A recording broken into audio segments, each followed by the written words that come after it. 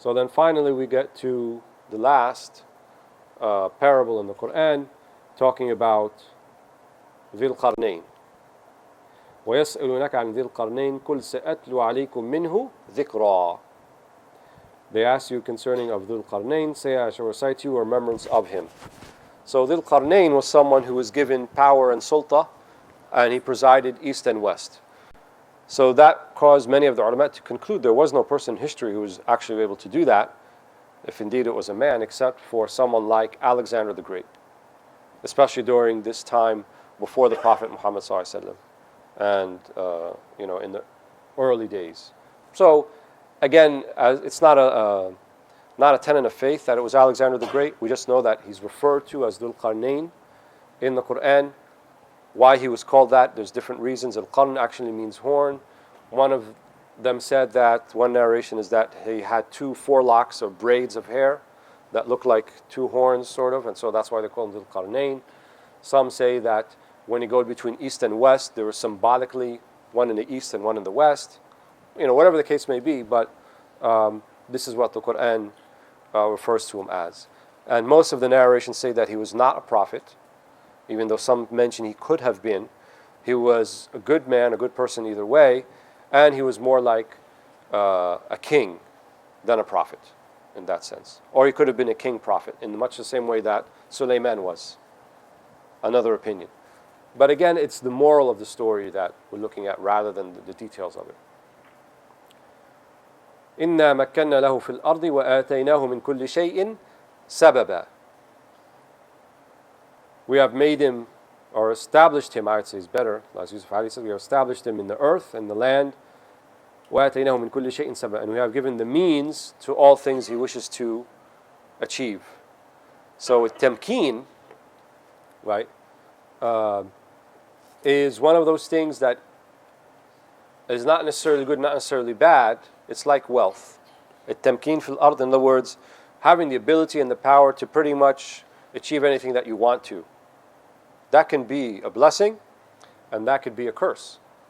If it's used in the right way, it's a blessing. If it's used in the wrong way, it's a curse, right? To have that level of power and sulta, and to just, move your finger like that, and people run and ask you what you want, could be either way, a power or a blessing, or it could be a curse. But this is what Dhul Qarnayn was given. إِنَّا مَكَّنَّاهُ فِي الْأَرْضِ وَآتَيْنَاهُ مِنْ كُلِّ شَيْءٍ سَبَبًا. Anything he wanted to achieve, he was given a sabab, a means towards it. فَأَتْبَعَ سَبَبًا. And he followed that means, but in the way of good, not in the way of bad. حتى إذا بلغ مغرب الشمس وجدها تغرب في عين حمئة وجد عندها قوما قلنا يا ذا القرنين إن إما أن تعذب وإما أن تتخذ فيهم حسنا. So until he reached the setting place of the sun and found it setting in a muddy spring and found the people thereabout, and they said, "O Dhul Qarnayn, either we said, yani Allah said to them, punish them or show them kindness." So if you're going to conquer these people, either deal with them bil husna, or deal with them by punishing them if they don't submit. And obviously back then we're talking about kind of a different understanding of relationships between people and how things will run and all that. Remember, we're not talking about the Sharia of Muhammad sallallahu alaihi wasallam. We're talking about something that precedes that by a millennium, if not more. So he says back, قال أما من ظلم فسوف نعذبه ثم يرد إلى ربه فيعذبه عذابا نكرا وأما من آمن وعمل صالحا فله جزاء الحسنى وسنقول له من أمرنا يسرا. He said, as for those who do wrong, we shall punish them, and then he will be brought back unto his Lord, who will punish them, the real punishment. But for those who believes and does right, the good will be his reward, and will speak unto him, amran min amrina yusra. That will be of ease. So it's said that he ran into these people, and then he moves on. And because it said Alexander the Great crossed from east to west, and almost everything that the sun set it on or rose upon was under the sulta, under the power of Dhul Qarnayn or Alexander the Great. ثم أتبع سببا.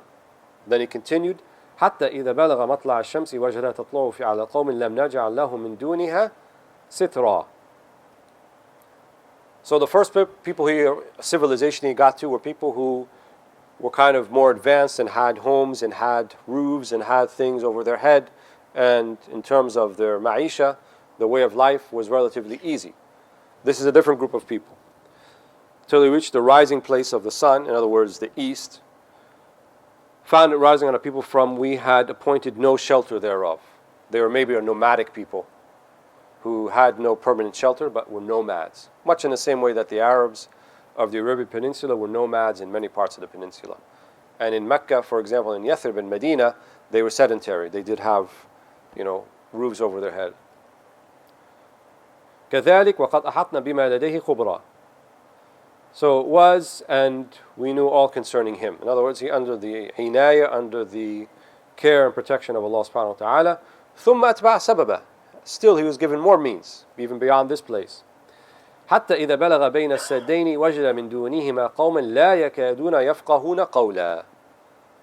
So when he became the two mountains, he found upon there a people who could scarcely understand anything. So the people between the two mountains, as-saddaini, here as-sadd means something that blocks, but in this particular context, it means the two mountains. So they were kind of in between the two mountains, like in a valley.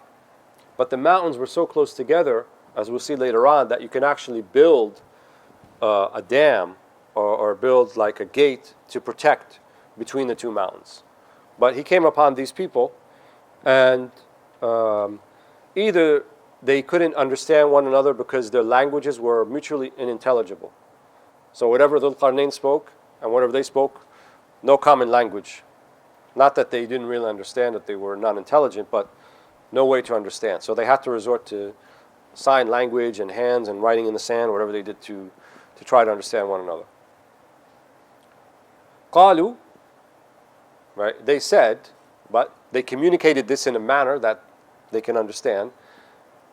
يا ذا القرنين إن يأجوج ومأجوج مفسدون في الأرض فهل نجعل لك خرجا على أن تجعل بيننا وبينهم سدا. They said, oh, Dhul Qarnayn, Juj and Ma'juj, or God and Magad, are spoiling in the land. These are the same tribes of the people of the hour. Again, we don't know exactly who they are. They're said to originate somewhere in the Far East, from the Mongolian steppes or wherever it might be, but we don't know exactly where that would be. But yufsiduna fil ard, right? They are conquerors, right? But they do it in a way where they destroy people. So when we pay you some type of tribute, can we pay you something on the condition that you set a barrier between us and them? So they wanted to enact a type of deal. It's obvious that you have means, and obviously you have power. So we want to contract you to protect us from these Juj and Ma'juj. قال ما مكنني في ربي خير فأعيني بقوة أجعل بينكم وبينهم ردما. He said, that wherein my Lord has established for me is better than what you want to give me. I'm not in need of your tribute. I don't need that. But help me with the strength of men in your numbers, right?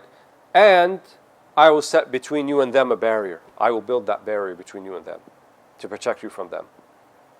So obviously this is the age before Apache helicopter gunships and F-16s and bombing from the air. You actually had to, people used to build high walls, and there would be like a moat in front of that. So in order to cross that, it was pretty difficult.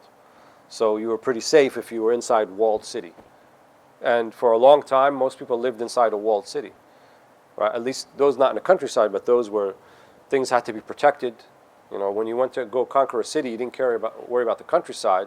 You went and attacked where the seat of power was, inside the walled city. So he said, I can do that for you, but I need your men. I need the labor in order to do it. آتوني زبر الحديد حتى إذا ساوى بين الصدفين قال انفخوا حتى إذا جعله نارا قال آتوني أفرغ عليه قطرا. He said, bring me pieces of iron, mine the iron for me.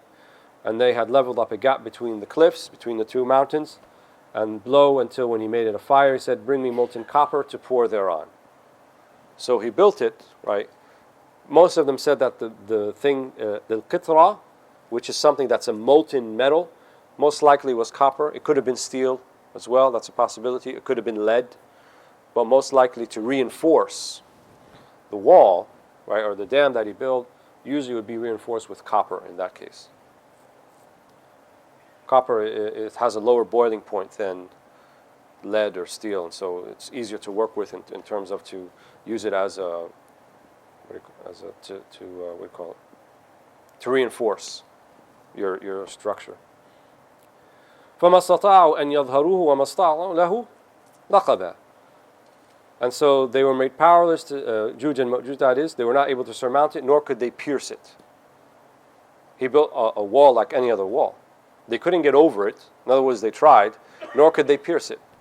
Even if they had manajik, or they had like fireballs, which they used to have of cannon, where they take like something made of wood and reinforce it with stones, and then light it up by putting flammable material inside it, and then lighting up and throwing it. And then they would slam into the wall of the castle or whatever it may be to get through it, but not this wall. It wasn't going to penetrate that, nor could they scale it. It was too high. قال هذا رحمة من ربي فإذا جاء وعد ربي جعله دكاء وكان وعد ربي حقا. He said, this is a mercy from my Lord, but when the promise of my Lord comes to pass, he will make it into dust. The promise of my Lord is true. See the difference between how he looks at it and how Sahib al-Jannatain. The one with the two gardens, he said, this is from me, and it will never go away. And I don't think I'd find anything better than it if I were to reach my Lord. And he didn't put any effort into it, our little effort. Look at this. This is a completely man-made structure, right? It's not like the garden had the river flowing in between, and things were just happening so easily. It took a lot of labor, and one would think that it probably took months, if not longer, to build this thing, to block, between the mountain pass. But nevertheless, he says, هذا رحمة من ربي.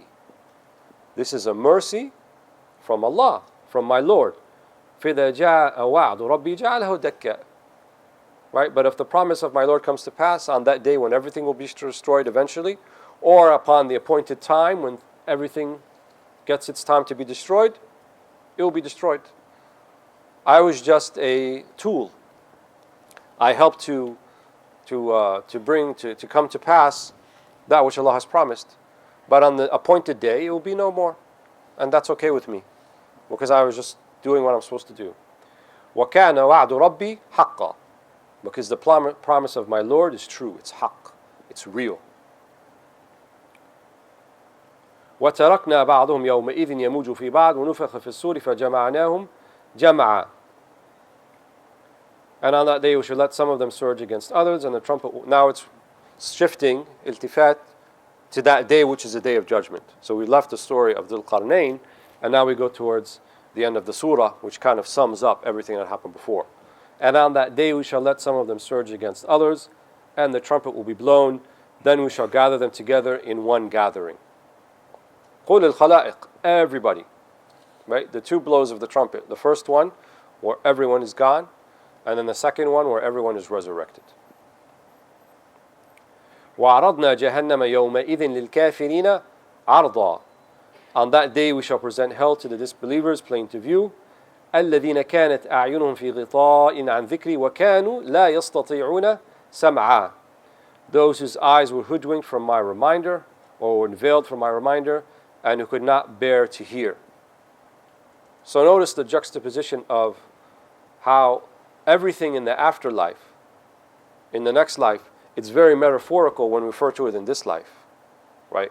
We can barely conjure an image of it, but in the next life it will be real, and that which was formerly alim al-ghayb, alim al-malakut, the unseen, will be the only world there. That is the world of the seen. So if that world exists today, because it does, heaven and hellfire are already there, alim al-malakut is already there, that means if that's the only surviving world, then that's the real world. And this life is not that real. Right? The Prophet ﷺ mentioned in some of the hadith that النَّاسُ نِيَامْ فَإِذَا مَاتُوا اسْتَيْقَظُوا. People are asleep, and when they die, they wake up. So the parable of the dream, like if you had a dream last night and you wake up, you barely remember some details. It's very foggy, right? If it was a vivid dream, maybe some things come back to you, right? You know that you dreamed something, but you don't remember exactly what it was. That's what people are going to feel like when they die. Like this whole thing was a dream. You wake up and like, what was that? Where am I? Now it's real. Now the akhirah begins. The akhirah begins as soon as you take your last breath for everybody. There's people living akhirah as we speak. In the life of the grave, it's akhirah. Khalas, it's alam al-ghayb. For them, for us, it's alam al-ghayb. For them, it's alam al-shahada. They see it. Like we see each other. الَّذِينَ كَانَتْ أَعْيُنُهُمْ فِي غِطَاءٍ عَنْ ذِكْرِي. Right? Those whose eyes were veiled from my remembrance. وَكَانُوا لَا يَسْتَطِيعُونَ السَّمْعَ. They didn't want to hear either. أَفَحَسِبَ الَّذِينَ كَفَرُوا أَنْ يَتَّخِذُوا عِبَادِي مِنْ دُونِي أَوْلِيَاءَ إِنَّا أَعْتَدْنَا جَهَنَّمَ لِلْكَافِرِينَ نُزُلًا. Do the disbelievers reckon they can choose my bondmen as protecting friends beside me? Other people, yani? No, we have prepared hell as a welcome for the believers. Nuzula. Not, I wouldn't say welcome, I would say as a abode. This is where they will find their final abode. قُلْ هَلْ نُنَبِّئُكُمْ بِالْأَخْسَرِينَ أَعْمَالًا. Shall we not tell you of those who are those in greatest loss by their works? Not the ones who have done nothing. That's not the greatest loss. But the ones الَّذِينَ ضَلَّ سَعْيُهُمْ فِي الْحَيَاةِ الدُّنْيَا وَهُمْ يَحْسَبُونَ أَنَّهُمْ يُحْسِنُونَ صُنْعًا. Those whose effort has gone astray in the life of this world because they think they are doing good works. Many of the Mufassirun said this is strictly applying to the kuffar, the disbelievers. Sayyidina Ali, though, he said this verse actually applies to some Muslims as well. And he said the Khawarij this applies to. Those who seceded from Sayyidina Ali and before him Sayyidina Uthman and fought the Muslim armies even though themselves were Muslims. He said the Khawarij are like this. They think they have done something good, they think they're doing something right, but ضَلَّ سَعْيُهُمْ. They're lost. They're astray. And that's the worst type of astray. You actually think you're doing something right and you're completely astray. أولئك الذين كفروا بآيات ربهم ولقائه فحبطت أعمالهم فلا نقيم لهم يوم القيامة وزنا. Those are they who disbelieve in the revelations of their Lord and the meeting with Him, therefore their works are in vain. And the day of resurrection we assign no weight to them. ذلك جزاؤهم جهنم وبما كفروا واتخذوا آياتي ورسلي هزوا. That is their reward, hell, because they disbelieved and made a jest of our revelation, our messengers. But the surah ends talking about the believers, not the disbelievers. إن الذين آمنوا وعملوا الصالحات كانت لهم جنات الفردوس نزلا. Ya Rabb. Those who believe and do good works, theirs are the gardens of paradise. That's their abode. خالدين فيها لا يبغون عنها حولا. Where they will abide and no desire to go anywhere else. Why would you want to go anywhere else? قل لو كان البحر مدادا لكلمات ربي لنفد البحر قبل أن تنفد كلمات ربي ولو جئنا بمثله مددا. Say if the ocean were ink to write the words of my Lord, sooner would be exhausted than would the words of my Lord, even if we add another ocean like it for its aid. In other words, Allah mutakallim, and He speaks. وَلَا زَالْ مُتَكَلِّمًا, and He's always speaking, and His words are always there. So the revelation of Allah subhanahu wa ta'ala, and that which we can infer and interpret, that's one way He speaks to us. And then there's the language of al-kawn, the language of creation. 2 books, Kitab Allah al-Mastur or Kitab Allah al-Manzur. So al-Mastur, the ones in lines of the Quran, and al-Manzur, the one that's observed. So the creation speaks to us in a sense. And it's speaking with the tongue of God, in a sense as well.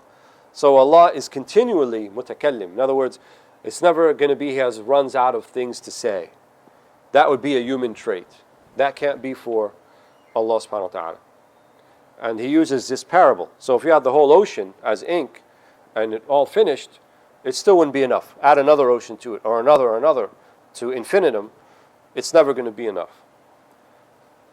And then the last verse, instructing the Prophet ﷺ to say to his people after all of these moral lessons, قُلْ إِنَّمَا أَنَا بَشَرٌ مِثْلُكُمْ يُوحَى إِلَيَّ أَنَّمَا إِلَهُكُمْ إِلَهٌ وَاحِدٌ فَمَنْ كَانَ يَرْجُو لِقَاءَ رَبِّهِ فَلْيَعْمَلْ عَمَلًا صَالِحًا وَلَا يُشْرِكْ بِعِبَادَةِ رَبِّهِ أَحَدًا.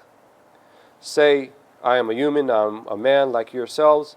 My Lord inspired me that Allah is only one, and whoever hopes for the meeting with his Lord, let him do righteous work and make none sharer of the worship due upon his Lord. Alhamdulillahi Rabbil Alameen.